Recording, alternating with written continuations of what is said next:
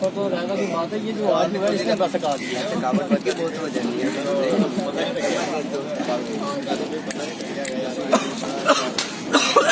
جان کیا ہوا ہے بھائی جان؟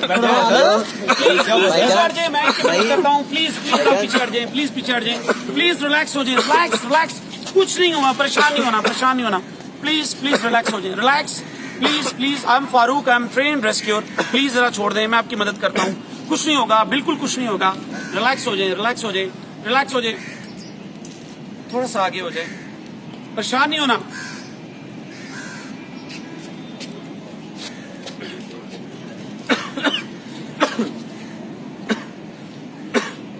آپ کیسا فیل کر رہے ہیں؟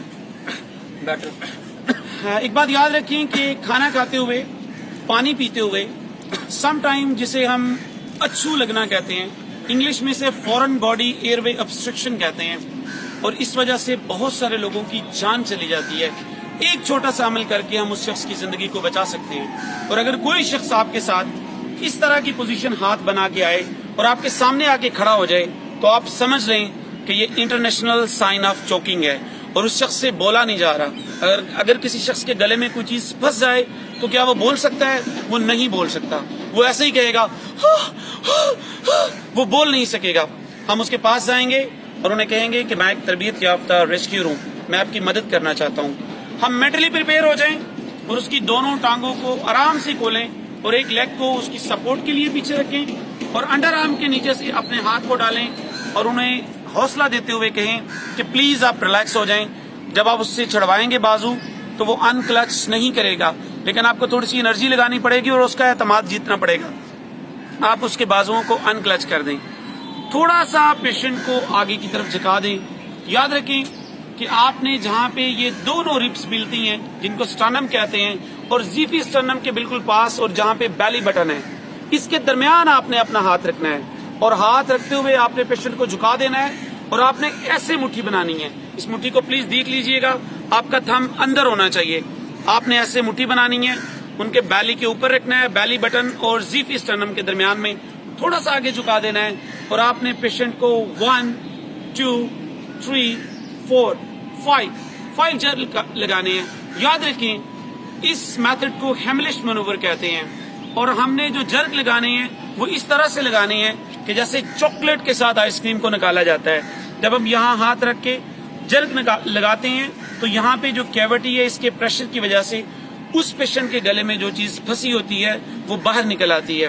یہ بات یاد رکھیں کہ آپ نے جب جرک لگانے ہیں، اگر میں آپ کو وداؤٹ پیشنٹ ڈیمو دوں تو اچھے جرک لگانے ہیں، لائک دس 1 2 3 4 اس طرح سے جرک لگانے ہیں. اور جب تک ریسکیو 1122 اور کوئی میڈیکل ایمرجنسی پہ رسپونڈ کرنے والی سروس نہیں پہنچتی آپ نے یہ عمل جاری رکھنا ہے. اس سارے عمل میں ایک بات انتہائی قابل توجہ ہے کہ یہ ہو سکتا ہے کہ آپ کے پیشنٹ کے گلے میں پھنسی ہوئی چیز نہ نکلے اور اس کو جو اچھو لگا ہے وہ اس کے لیے جان لیوا ثابت ہو. تو آپ نے مینٹلی پریپیئر رہنا ہے. اگر اس کے گلے کا رستہ سانس لینے کا کھلا نہیں ہے تو وہ پیشنٹ انکانشیس ہو سکتا ہے. تو آپ کی یہ جو لیگ ہے اس لیگ کو آپ نے دونوں ٹانگوں کے درمیان میں رکھنا ہے تاکہ اگر وہ پیشنٹ گرے تو اس کو مزید انجری نہ ہو، اس کو اسپائنل انجری نہ ہو، اس کو ہیڈ انجری نہ ہو. اور اگر وہ انکانشیس ہوتا ہے، وہ گرتا جاتا ہے تو آپ نے اس کو اپنی ٹانگ کے اوپر سپورٹ کر کے اسے آرام سے نیچے لٹا دینا ہے. دوسری یہ سب سے اہم بات ہے کہ ایسا ہو سکتا ہے کہ کوئی ایسی لیڈی ہو جو اپنی ہیلتھ کنڈیشن کی وجہ سے ہم اس کے بیلی کے اوپر یہ پش نہ لگا سکتے ہوں، یہ اس کو تھرسٹ نہ لگا سکتے ہوں. پریگننٹ لیڈی ہو سکتی ہیں. ایسی صورتحال میں آپ نے ان کی چیسٹ، وہ جگہ جہاں سے دل کی دھڑکن بحال کرنے کے لیے کمپریشن دیے جاتے ہیں، اگر میں آپ کو یہاں پہ ڈیمو کروں تو بالکل وہ جگہ درمیان میں جہاں پہ چیسٹ ہے، مڈ آف دا چیسٹ، آپ نے اسی طرح تھرسٹ دینا ہے.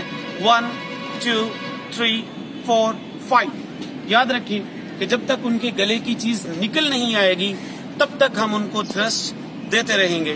یہ ایک اتنا چھوٹا عمل ہے لیکن اگر بر وقت کر دیا جائے تو کسی کی جان بچائی جا سکتی ہے.